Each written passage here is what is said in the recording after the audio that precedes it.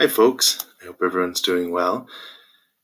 As we enter the fourth week of remote learning, I'm sending out an email that includes some additional details about how work is going to be evaluated and how grades are going to be tracked throughout the remote learning program.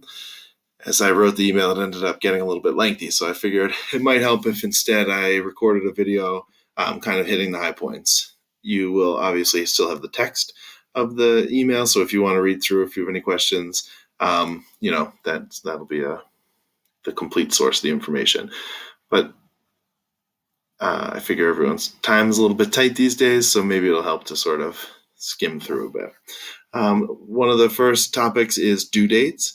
So, we're in week 4 now. At this point, the routines are pretty well established, but the teachers post new assignments every week on Wednesday mornings at 8 a.m. And then students have a week to work on that, and it's due back before the end of the night on Tuesday, right? So obviously students can submit work early. That's actually a great way to get more feedback from teachers. And if you have any questions along the way, don't hesitate to email them or to submit something and ask for any feedback. You can always try to improve as the week goes on if you finish stuff in advance. One thing about that, I just want to be clear, is that normally during school time, if stuff gets handed in late, if you've missed a deadline, there might be a grading penalty for that. Just because of how complicated everything is right now, we realize that every household is dealing with different events and stress and so forth. So the teachers are not going to they'll accept late work, and they are not going to be marking anything down during this time. That being said, of course, it's in every student's best interest to submit the work on time and get it all in before the end of the night on Tuesday. But if something comes up and you're running late, you don't even necessarily need to explain, what the circumstances are. That just once you get the work into your teachers, my advice to students is to make sure they're aware of it. You don't want to do the work and not get credit. And they've got a lot of different assignments coming in every week. So I would just shoot them an email and say, I just submitted work for, whatever week it was. So they kind of know to look for that and hopefully update your mark. In terms of that, there's, really 2 forms of grading. One is, we do need to just track student participation and make sure that everybody is getting involved in this. The primary goal during this time is to keep kids, mentally active. Hopefully all students will have the opportunity to learn new materials and grow during this time. And so that's really 2 different missions, and we're kind of tracking them differently. So in the earlier communication that was sent out about the remote learning program, we were talking about work that would, students would get credit for having done it, and then the situation where somebody might not get credit. So, there's no real protocol for that in the program of studies for middle school. That's, pretty clear at the high school level, but for the middle school level, it's not all that clear. So we worked with the teachers and the administration also over at East and kind of reached consensus around this idea. So when work gets submitted, the teachers are going to be looking through it and make sure that each student did the bulk of the work, that it kind of shows that they were engaged with the lessons during the week and during whatever else the class assignments were. As long as you're completing the work and engaged with the materials, you're going to get credit for having met the teacher's expectations. You'll get an ME for meeting expectations. The other option would be for approaching expectations. And that's how students are going to get marked if you haven't satisfied all of the requirements for the assignment, right? So, we've had situations where if you haven't submitted anything, obviously there's nothing really that a teacher can evaluate or give you any meaningful feedback. There's no evidence that you've been learning the material, so there's nothing for them to work with, and they would mark that as approaching expectations and then communicate with the student to try to figure out what happened and when they can expect the work to be submitted. Also, if work doesn't show that a kid was engaged with that material. So, sometimes somebody might fill in random answers and submit it, or even submit a blank document. And it kind of looks like they had done the work, but then when the teacher opens it up, it doesn't address the questions at all, and there's really nothing for them to evaluate. So that nobody would receive credit for that. And so you're going to get marked as AE, approaching expectations, and then the teacher will communicate with the student, in some cases with the student's parents, and then as needed, could get building administration involved. It's important during this time that all students are doing their best work, and teachers will be looking for that effort every week. All right.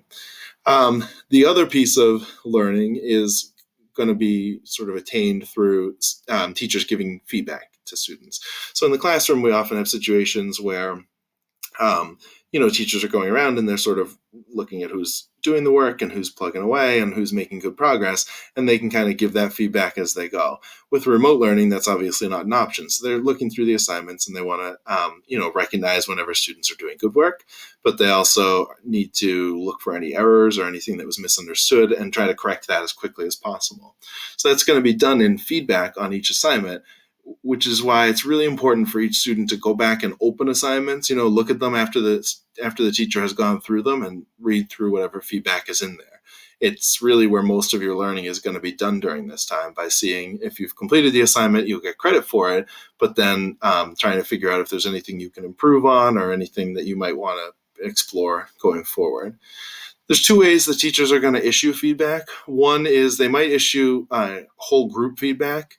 Again, thinking back to the classroom, there are times when a teacher might, run a whole lesson, and then as they're going around watching, as students are doing the work and checking with them, they might realize that, a lot of kids are making the same mistake or making a mistake in the same way. And so then the teacher realizes, well, maybe I said that or I gave the wrong message, and so I kind of need to reteach this concept. So they might issue group feedback to do that. They might say, either recognize if a whole class has done something very well and just kind of want to acknowledge that, but also if there's anything that they need to clear up and correct, they could, attach like a little mini lesson and say everyone should watch this to, learn the lesson the right way before the next week. So it's important to look for group feedback as well. Okay. And then the individual feedback would be if there was any that's like a private message right in the assignment that might correct anything that was wrong. This is also where teachers are going to look for opportunities. Sometimes as we're going through this stuff, you realize that a student has a real talent for a subject area or for a particular topic. And that's an important piece of the teacher-student relationship, just to sort of help kids realize what they're good at and potentially think about things they're interested in pursuing in life. So that would be given through individual feedback as well. All right, so make sure you're checking in with that after your assignments are returned to you. So then how is this all going to be compiled? There is going to be a report card issued at the end of the year for parents. It's not going to have the traditional final year grade. Usually at the end on that last report card that comes home in June, there's a final average for the whole year. But really, this year is being divided into two parts. Terms 1 and 2 are already in the books. That's already on the transcript with the traditional grading scale. And so that's not going to change. Now, term 3, we were about midway through it. In fact, the midterm had just happened when the school closed. So those grades are in Aspen. And then the rest of the term was done mostly voluntarily, or at least half voluntarily. And then it started to do the remote learning. And then all of term 4 is going to be remote learning. So what we're actually going to do instead is combine terms 3 and 4 into one extended term 3. And each week you're going to get the evaluation of meeting expectations or approaching expectations. The whole first half of term 3, everything that was in there for midterms, is actually going to get, adapted, modified to that meeting expectations, approaching expectations grade scale, grade format. And then all of that, the teachers are going to look for just sort of a cumulative evaluation. Honestly, we anticipate that every student will be meeting expectations by the end of the term, because there's, the work that's coming home, there's really no reason for students not to be able to get the bulk of that work done and engage with classes on a regular basis. If there's anyone who's really approaching expectations on a weekly basis, there's going to be a lot of communication coming from the teacher, from guidance, from school administration, to try to close that gap and figure out if what's going on. So that, we really are hoping that all families will work together with the students and make sure that everyone is able to meet expectations by the end of the term. Right. So then the final report card will come home with 3 grades: a term 1 grade, a term 2 grade, both of which you've already seen, and then one term 3 grade, which will kind of be on this separate scale. All right. No final grade. So as we go through the remote learning program, we realize that this is not a full substitution for the regular school experience. There's so much learning that happens in just sort of the froth of ideas in the classroom. Students listen to the questions that their classmates are asking and kind of see how other kids are working through problems, and really do a lot of their learning in that in that format. It's not just about the lessons that are delivered by the teacher or the work that they're doing at home. So that's why teachers are really trying to focus on the most essential information that most kids are going to need in the next grade level. But I don't want anyone to be overly concerned about, my students falling behind. Nobody's falling behind because we're all in the same boat together. There are going to be gaps, in terms of when school reopens in the fall. There are going to be things that typically you would know or you would expect your kids to be able to do at the beginning of that grade level. But it's not going to catch anyone by surprise. We're all aware of that. The teachers are talking to their next grade level colleagues and making sure that everybody understands what we focused on in the spring, what we maybe let put off until later when we could have in-class instruction. And so we're going to work really hard over the summer to prepare for that.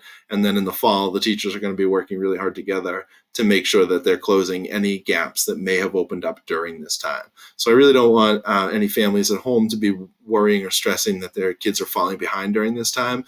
The teachers are going to put all of their skills and effort into making sure that any of those gaps are closed as soon as possible, as soon as we return to our regularly scheduled lives. Now, hopefully this has been helpful. Hopefully this gave you some more information about kind of what to expect in terms of work, of how the work is going to be evaluated and tracked. That being said, if there's any questions, please don't hesitate to email me and I'll do my best to answer them. I do realize that there are probably a lot of questions that I'm not answering in this email. For example, I know folks have been thinking about, especially the 8th graders, thinking about the end of the year events, really in all grades, any of those end of the year sort of celebrations that we have for a school year. We are working really hard to figure out what's the best possible way to get some of those experiences in place. Really at this point where I can't even make any guarantees about anything. So, I don't want to go too far out on a limb there, but we're going to play it by ear. We're going to watch and see how this coronavirus continues and develops. And if there's any opportunity to sort of have some of those rites of passage, we're certainly going to take every chance that we have to do that, because it's an important piece of kids' experience. I also know that there are going to be questions about, accessing the school, getting into, people have personal items in lockers. Please just know that those items are fully secure at this point. Nobody's going to be messing with them, but the school building does remain closed by the mayor's order. And my understanding is that that's going to just stay in place. There's no reason to think that that's going to be lifted anytime soon. Really, the coronavirus hasn't peaked in the state yet. And then not even until we start hearing from the health specialists that that's the case would we even consider such a thing. So everything is safe for now. If anybody needs anything, urgently from the school building, please call me and we'll figure out a way to get it out to you. But other than that, just hang tight and know that, there will come a time when we'll deal with all of that sort of stuff. If you have any questions about the schoolwork, please don't hesitate. Again, contact me. Email is the best way, or your student's guidance counselor, or to just directly contact their teachers. Other than that, I do want to point out that next week is traditionally Teacher Appreciation Week. I think the way that our lives have been a little bit upended, folks have been expressing a lot of appreciation for the skills that teachers, bring to the classroom every day, not only to manage large groups of kids, but also to deal with individual students. And, teachers are really familiar with the concepts that they teach, but they have a special talent for breaking that down and kind of going back to how it was before they knew this stuff and starting there and helping kids build that body of knowledge on their own. I think a lot of parents and guardians are building an appreciation for what it takes to do that. If that is the case and you feel like you want to extend a little bit of happy thoughts or gratitude or whatever the case may be to your students' teachers, I know that would certainly lighten the week a little bit next week. And even more to the point, if your students do have any downtime and want to either draw a picture or write a card or send an email on their own, you could take a picture of anything that they've created in honor of their teachers and send it to the teachers. I know it would really help lift some spirits at this time. So we miss your kids. I hope everyone is staying home and staying healthy, being safe, and we'll see you real soon.